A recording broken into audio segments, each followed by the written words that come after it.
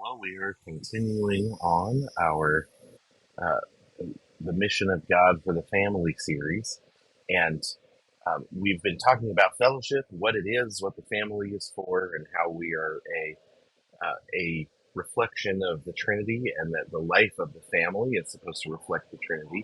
And we've talked about uh, a number of aspects of that, but I want to start talking about what builds fellowship or rebuilds it, because we're always dealing as sinners with sinners. We're not groups of unfallen angels that are in making up families together, but we are fallen human beings dealing with sin.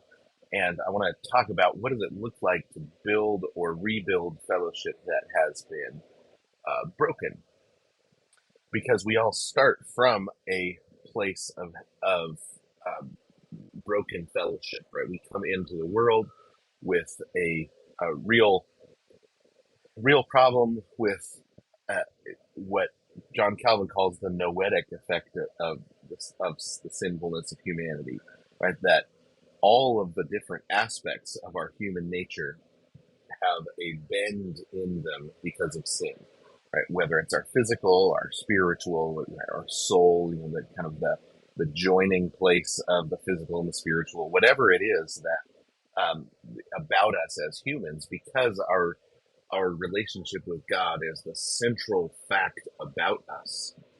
We're made in the image of God. When that relationship with God is broken by the fall, everything about our humanity ends up having something bent about it because of sin. But God has been insistent and doing the work that needs to be done to put us right and to unbend the human race, unbend those of His followers that are following Christ, right, as He becomes the second Adam and undoes the works of the devil. As it says in First John, He undoes the works of the devil, and one of those central works is the bending of mankind, the way that sin affects everything. Well, um, with fellowship, sin puts distance between us. It adds guilt into the mix, not just the feeling of guilt, but actual guilt, where we sin against one another and need to forgive one another.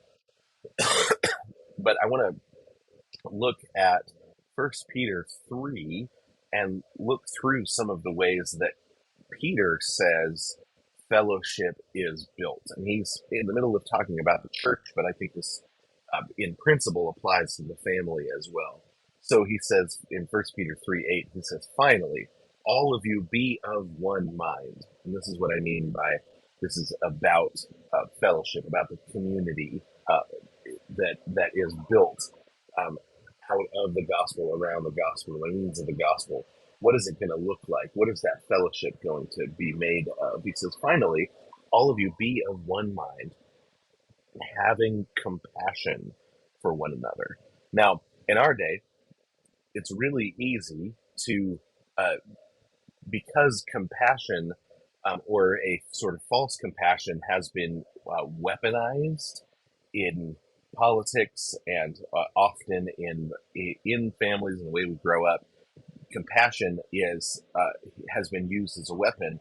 We like to look at compassion and act like compassion itself is the problem and not the misuse of or the false definition of compassion.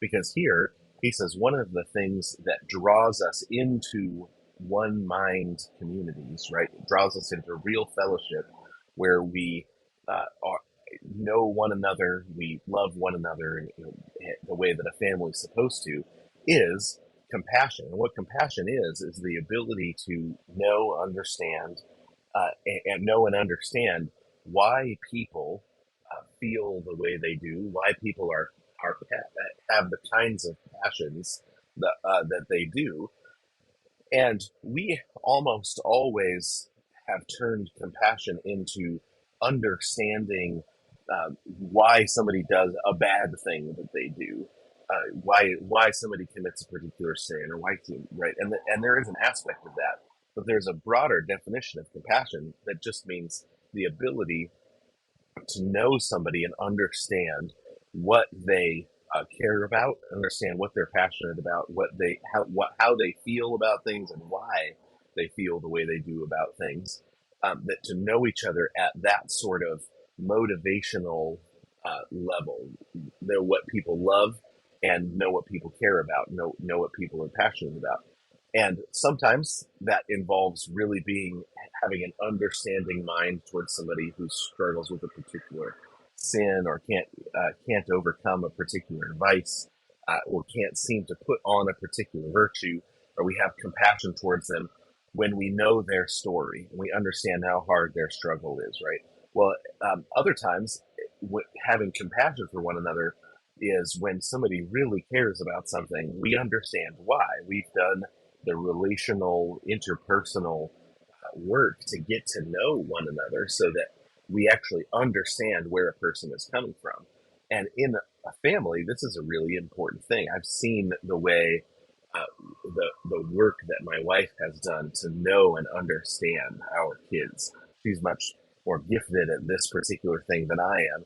But her and I, because we have a good relationship and we talk about it a lot, she's explained to me things that she's learned about our kids. I've explained to her things that I've learned about our kids because we want to really understand our kids' uh, frame and emotional makeup and their gifts, their strengths, their weaknesses, to really understand so that we can help them find the place that they have in the story that God is telling with their life, help them understand their gifts, know their gifts. My wife has been really good at that. And but as I've talked to her about why it's so important to her, one of the reasons is because of the way that she was raised, and she wants our kids to really get opportunities to know and understand themselves, and not have to live uh, in kind of fight or flight mode, not have to live in a self defense mode, but really be able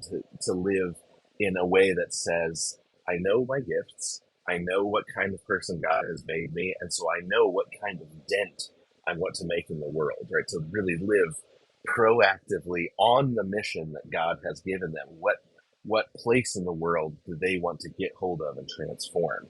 Well, a big part of that has to do with really knowing your gifts and knowing your giftings, because you want to land in a place where you are going to be able to use those gifts well.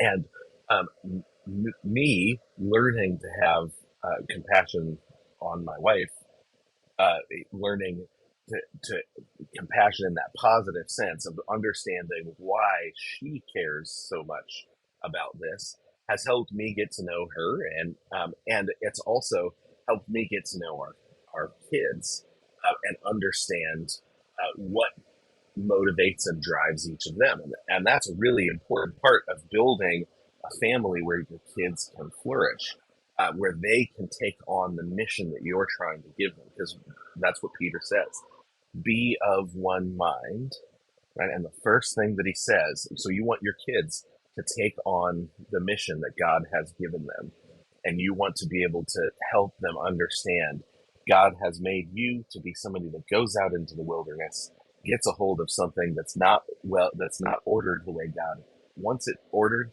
and reorders it, but with the energy that you expend, right? You want your kids to understand that them having kids is good, that them starting families is good. You want them to take on the things that you really care about, right? You want them to desire sexual purity, right? To desire setting up a family well. You want them, right? You want them to be of one mind with you about all sorts of things. Well, that begins by understanding them, by having compassion, but in that positive sense of wanting to understand what they're passionate about, wanting to understand what they're motivated by, what they love, what and when they really have struggles with something, to be understanding towards them, even in the midst of their struggles. To Because so often difficulties that the struggles that we have are the other side of the coin on the strength that we have, right? So if you are the kind of person that can get out there and really start new institutions, you're often the kind of person that doesn't know or that doesn't put a lot of stock into the kinds of comment, the kinds of things that people say negative about you. Because when you go out and try and start something, you're always going to have people that are like opposition, because they have a different set of gifts. Sometimes they're just spiteful, they're jealous, whatever. But sometimes it's just because they have a different set of gifts. They see how unsafe it is than what you're doing, and they value safety. Right? They're more passionate about safety. Well, the person that cares less about safety and that's able to go out and do something maybe more entrepreneurial, well, they tend to have the weaknesses that correspond to that. And so part of compassion with our kids is helping them understand that that weaknesses and strengths go together so that we can, because we're built to be a part of community, and our strengths and weaknesses are the things that make us the right shape to fit into a church, to make us the right shape to fit into a marriage, to make us the right shape to fit into the communities that God has for us. So it's really important to help them understand who they are. But if you want them to be of one mind with you, then compassion is the beginning of that, the passing on of the mission and the vision that is in your mind, that God has given to you and to your kids. Um, so the beginning of really building or rebuilding fellowship is going to be, Peter says, he starts with compassion, right? If you want to be of one mind with people, you have to be able to have compassion for one another. So if you come in and you're incredibly judgmental and you don't think, you aren't able to see the good things in other people, aren't able to really care about what motivates other people and see that it's a positive thing within a community to have a whole series of different people motivated by different things, because you end up with a stronger community when you're seeking to be of one mind and have that one mind that reflects Christ. Then you're not going to be able to really build strong fellowship. But Peter says, you want to be of one mind, start with compassion. Now, we talked about the weaponization of compassion, and that false compassion is when the compassion is for a is for um, people that are not real particular people, right? People that are not, you're not uh, building real actual community with, right? So if you can pull the heartstrings of somebody about a let's say a homeless person on the other side of the city, think how sad it must be for them over there, but it's not an actual real particular person. It's a conceptual person, a type of person. That is when compassion is being used in a manipulative way, right? Peter is calling us to have compassion for real, actual people, not for classes of people or for those people that don't actually exist as individuals, but they exist as a type of person or something. That is how compassion has been used in a manipulative way. But we don't resist that we don't become hard to manipulate by becoming compassionless, right? We become difficult to communicate by consistently exercising real compassion, the kind of compassion we're actually called to have, so that when somebody says, well, here, aren't you going to be compassionate about this thing or that thing over there? We say, well, no, I actually have experience with real compassion. And so what you're telling me to deal in is not real compassion. And so that's how you become the kind of person that can be both compassionate and compassionate for particular people, and um, resistant to the ways that people try to use compassion to be manipulative. So we'll continue through this section. I'm talking about courteous tenderheartedness next, which is the next thing that he calls us to. But if you want good fellowship, a good place to start is to ask yourself, am I being biblically compassionate? And if not, pray that the Lord grows your family's compassion towards one another.